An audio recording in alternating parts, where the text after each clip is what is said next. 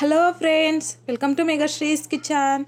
ಇವತ್ತಿನ ವಿಡಿಯೋ ಮೂಲಕ ತಲೆ ಮಟನ್ ಹಾಗೆಯೇ ಕಾಳಿನ ಸಾಂಬಾರು ಯಾವ ರೀತಿ ಮಾಡೋದು ಅಂತಂದ್ಬಿಟ್ಟು ತೋರಿಸ್ಕೊಡ್ತಾ ಇದ್ದೀನಿ. ಈ ವಿಧಾನದಲ್ಲಿ ಒಂದ್ಸಲ ಟ್ರೈ ಮಾಡಿ ನೋಡಿ, ತುಂಬ ರುಚಿಯಾಗಿ ಬರುತ್ತೆ. ಖಂಡಿತ ನೀವೇನಾದರೂ ಮನೇಲಿ ಯಾವಾಗಲಾದರೂ ತಲೆ ಮಟನ್ ಸಾಂಬಾರು ಮಾಡಬೇಕು ಅಂತಂದ್ರೂ ಸಹ ಈ ವಿಧಾನದಲ್ಲಿ ಏನಾದರೂ ಮಾಡಿದ್ರೆ ಖಂಡಿತ ಮನೇಲಿರೋರು ಅಷ್ಟೇ ತುಂಬ ಇಷ್ಟಪಟ್ಟು ತಿಂತಾರೆ. ಅಷ್ಟೊಂದು ರುಚಿಯಾಗಿರುತ್ತೆ ಟೇಸ್ಟ್ ಅಂತೂ. ಸೊ ಬನ್ನಿ, ಇವಾಗ ಲೇಟ್ ಮಾಡ್ದಿರ ತುಂಬಾ ರುಚಿಯಾಗಿ ಈ ತಲೆ ಮಟನ್ ಹಾಗೆಯೇ ಕಾಳಿನ ಸಾಂಬಾರು ಯಾವ ರೀತಿ ಮಾಡೋದು ಅಂತಂದ್ಬಿಟ್ಟು ನೋಡೋಣ. ನಾನಿಲ್ಲಿ ತಲೆ ಮಟನ್ ಹಾಗೆಯೇ ಕಾಲನ್ನು ನೀಟಾಗಿ ಕ್ಲೀನ್ ಮಾಡ್ಕೊಂಡು ತಗೊಂಡಿದ್ದೀನಿ. ಸೊ ಕ್ಲೀನ್ ಮಾಡ್ಕೊಂಡಿದ್ದಾದಮೇಲೆ ಮೀಡಿಯಮ್ ಸೈಜಲ್ಲಿ ಕಟ್ ಮಾಡ್ಕೊಂಡು ತಗೊಂಡಿದ್ದೀನಿ. ಸೊ ಇದರಲ್ಲಿ ತಲೆ ಮಟನ್ನಲ್ಲಿ ಬ್ರೈನ್ ಇರುತ್ತಲ್ವ, ಸೊ ಅದನ್ನು ತೆಗೆದು ಒಂದು ಪ್ಲೇಟ್ಗೆ ಪಕ್ಕಕ್ಕೆ ಇಟ್ಕೊಳ್ಳಿ. ಯಾಕೆ ಅಂತಂದರೆ ಇದನ್ನು ಸ್ಟಾರ್ಟಿಂಗಲ್ಲಿ ಹಾಕಬಾರ್ದು, ಮಸಾಲೆ ಹಾಕ್ತಿರಲ್ವ ಆ ಟೈಮಲ್ಲಿ ಹಾಕಬೇಕು. ಹಾಗಾಗಿ ಈ ರೀತಿ ಪ್ಲೇಟ್ಗೆ ತೆಗೆದು ಪಕ್ಕಕ್ಕೆ ಇಟ್ಕೊಳ್ಳಿ. ಸೊ ಇವಾಗ ಇದನ್ನು ಪಕ್ಕಕ್ಕೆ ಇಟ್ಕೊಂಡು ಮಸಾಲೆ ರೆಡಿ ಮಾಡ್ಕೋಬೇಕು. ಹಾಗಾಗಿ ನಾನಿಲ್ಲಿ ಮಿಕ್ಸಿ ಜಾರಲ್ಗೆ 3 ಇಂಚ್ ಆಗುವಷ್ಟು ಶುಂಠಿನ ಸಣ್ಣದಾಗಿ ಕಟ್ ಮಾಡಿಬಿಟ್ಟು ಹಾಕ್ಕೊತಾ ಇದ್ದೀನಿ. 3 ದೊಡ್ಡ ಸೈಜಲ್ಲಿರುವಂಥ ಬೆಳ್ಳುಳ್ಳಿನ ಸಹ ಮೇಲ್ಗಡೆ ಸಿಪ್ಪೆ ತೆಗೆದ್ಬಿಟ್ಟು ಹಾಕ್ಕೊತಾ ಇದ್ದೀನಿ. 1 ದೊಡ್ಡ ಸೈಜಲ್ಲಿರುವಂಥ ಈರುಳ್ಳಿನ ಸಹ ಸಣ್ಣದಾಗಿ ಕಟ್ ಮಾಡಿಬಿಟ್ಟು ಹಾಕ್ಕೊತಾ ಇದ್ದೀನಿ. ಒಂದು 4 ರಿಂದ 5 ಟೇಬಲ್ ಸ್ಪೂನ್ ಆಗುವಷ್ಟು ಹಸಿ ಕೊಬ್ಬರಿನ ಸಣ್ಣದಾಗಿ ಕಟ್ ಮಾಡಿಬಿಟ್ಟು ಹಾಕ್ಕೊತಾ ಇದ್ದೀನಿ. ಒಂದು 2 ರಿಂದ 3 ಟೇಬಲ್ ಸ್ಪೂನ್ ಆಗುವಷ್ಟು ಪುದೀನನ ವಾಶ್ ಮಾಡ್ಕೊಂಡು ಹಾಕ್ಕೊತಾ ಇದ್ದೀನಿ. ಹಾಗೆಯೇ ಒಂದು ಅರ್ಧ ಕಪ್ ಆಗುವಷ್ಟು ಕೊತ್ತಂಬರಿನ ಸಹ ನೀಟಾಗಿ ವಾಶ್ ಮಾಡ್ಕೊಂಡು ಹಾಕ್ಕೊತಾ ಇದ್ದೀನಿ. 1 ದೊಡ್ಡ ಸೈಜಲ್ಲಿರುವಂಥ ಟೊಮೊಟೊನ ಸಹ ವಾಶ್ ಮಾಡಿಕೊಂಡು ಸಣ್ಣದಾಗಿ ಕಟ್ ಮಾಡಿಬಿಟ್ಟು ಹಾಕ್ಕೊತಾ ಇದ್ದೀನಿ. 3 ಇಂಚ್ ಆಗುವಷ್ಟು ಚಕ್ಕೆ, ಹಾಗೆಯೇ ಒಂದು 1/4 ಟೀ ಸ್ಪೂನ್ ಆಗುವಷ್ಟು ಬ್ಲ್ಯಾಕ್ ಪೆಪ್ಪರ್, ಒಂದು 8 ರಿಂದ 10 ಲವಂಗ ಹಾಕ್ಕೊತಾ ಇದ್ದೀನಿ. ಇಷ್ಟಾದರೆ ಸಾಕು. ಹಾಗೆಯೇ ಒಂದೇ ಒಂದು ಮರಾಠಿ ಮೊಗ್ಗು ಸಹ ಹಾಕ್ಕೊತಾ ಇದ್ದೀನಿ. ಫ್ಲೇವರ್ ತುಂಬಾ ಚೆನ್ನಾಗಿರುತ್ತೆ. 1 ಟೀ ಸ್ಪೂನ್ ಆಗುವಷ್ಟು ಗಸಗಸೆ, ಹಾಗೆಯೇ 1 ರಿಂದ 2 ಟೀ ಸ್ಪೂನ್ ಆಗುವಷ್ಟು ಹುರ್ಗಡ್ಲೆನ ಸಹ ಹಾಕ್ಕೊತಾ ಇದ್ದೀನಿ. ಈಗ ಸ್ವಲ್ಪ ನೀರನ್ನು ಸೇರಿಸ್ಕೊಂಡು ಈ ಮಸಾಲೆನ ಸ್ಮೂತಾಗಿ ಗ್ರೈಂಡ್ ಮಾಡ್ಕೊಂಡು ತಗೋಬೇಕು. ಸೊ ನೋಡಿ, ಈ ರೀತಿಯಾಗಿ ಎಷ್ಟು ಸಾಧ್ಯವಾಗುತ್ತೋ ಅಷ್ಟು ಸ್ಮೂತಾಗಿ ಈ ಮಸಾಲೆನ ರೆಡಿ ಮಾಡ್ಕೊಂಡಿದ್ದಾದಮೇಲೆ ಪಕ್ಕಕ್ಕೆ ಇಟ್ಕೊಂಡು ನಾನಿಲ್ಲಿ ಪಾತ್ರೆಗೆ ಒಂದು ಅರ್ಧ ಕಪ್ ಆಗುವಷ್ಟು ಎಣ್ಣೆ ಹಾಕ್ಕೊತಾ ಇದ್ದೀನಿ. ಎಣ್ಣೆ ಬಿಸಿ ಆಗಿದ್ದಾದಮೇಲೆ 1 ಈರುಳ್ಳಿನ ಸಣ್ಣದಾಗಿ ಕಟ್ ಮಾಡಿಬಿಟ್ಟು ಹಾಕ್ಕೊತಾ ಇದ್ದೀನಿ. ಹಾಗೆಯೇ ಒಂದು 2 ರೆಪ್ಪೆ ಆಗುವಷ್ಟು ಕರಿಬೇವನ್ನು ಸಹ ಹಾಕ್ಕೊಂಡು ಮಿಕ್ಸ್ ಮಾಡ್ಕೊತಾ ಮೀಡಿಯಮ್ ಫ್ಲೇಮ್ನಲ್ಲಿ ಈರುಳ್ಳಿ ಲೈಟ್ ಗೋಲ್ಡನ್ ಕಲರ್ ಬರೋವರೆಗೂ ಫ್ರೈ ಮಾಡ್ಕೋಬೇಕು.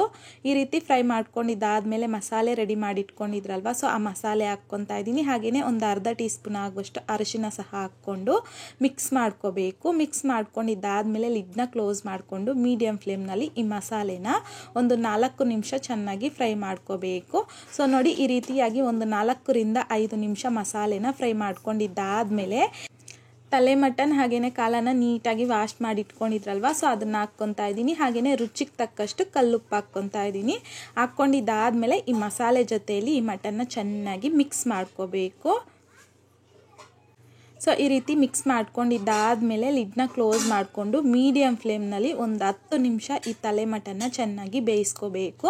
ಒಂದು 10 ನಿಮಿಷ ಆದಮೇಲೆ ಇದರಲ್ಲಿ ನೀರಿನ ಅಂಶ ಬಿಟ್ಕೊಂಡು ಇವಾಗ ಒಂದು 50 to 60% ಆಗೋಷ್ಟು ಬೆಂದಿರುತ್ತೆ ಅಷ್ಟೇ.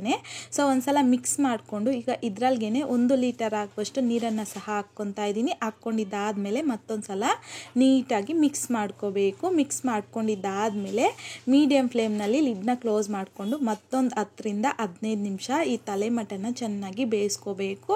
ಸೊ ಈಗ ಒಂದು 80 to 90% ಆಗುವಷ್ಟು ತಲೆ ಮಟನ್ ಚೆನ್ನಾಗಿ ಬೆಂದಿರುತ್ತೆ. ಈಗ ಒಂದ್ಸಲ ಚೆನ್ನಾಗಿ ಮಿಕ್ಸ್ ಮಾಡಿಕೊಂಡು ಒಂದು ಇದರಲ್ಗೇ 3 ಟೇಬಲ್ ಸ್ಪೂನ್ ಆಗುವಷ್ಟು ಧನಿಯಾ ಪೌಡರ್ ಹಾಕ್ಕೊತಾ ಇದ್ದೀನಿ. ಹಾಗೆಯೇ ಒಂದು 2 ಟೇಬಲ್ ಸ್ಪೂನ್ ಆಗುವಷ್ಟು ಚಿಲ್ಲಿ ಪೌಡರ್ ಹಾಕ್ಕೊತಾ ಇದ್ದೀನಿ. ನಿಮಗೆ ಖಾರಕ್ಕೆ ತಕ್ಕಷ್ಟು ಚಿಲ್ಲಿ ಪೌಡರ್ನ ಆ್ಯಡ್ ಮಾಡ್ಕೋಬೋದು. ಈಗ 1 ಲೀಟರ್ ಆಗುವಷ್ಟು ನೀರನ್ನು ಹಾಕ್ಕೊತಾ ಇದ್ದೀನಿ. ಹಾಕ್ಕೊಂಡಿದ್ದಾದಮೇಲೆ ಮತ್ತೊಂದು ಸಲ ಚೆನ್ನಾಗಿ ಮಿಕ್ಸ್ ಮಾಡ್ಕೋಬೇಕು. ನಿಮಗಿಲ್ಲಿ ಗ್ರೇವಿ ಕನ್ಸಿಸ್ಟೆನ್ಸಿ ನೋಡಿಕೊಂಡು ನೀರನ್ನು ಅಡ್ಜಸ್ಟ್ ಮಾಡ್ಕೋಬೋದು.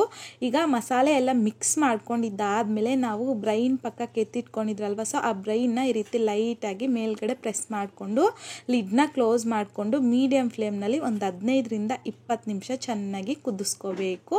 ಸೊ ಈಗ ನೋಡಿ, ತುಂಬಾ ರುಚಿಯಾಗಿರುವಂತಹ ತಲೆ ಮಟನ್ ಹಾಗೆಯೇ ಕಾಳಿನ ಸಾಂಬಾರು ರೆಡಿಯಾಗಿದೆ. ಈಗ ಫ್ಲೇಮ್ನ ಆಫ್ ಮಾಡಿಕೊಂಡು ಸರ್ವಿಂಗ್ ಬೌಲ್ಗೆ ಸರ್ವ್ ಮಾಡ್ಕೊತಾ ಇದ್ದೀನಿ ಅಷ್ಟೇ.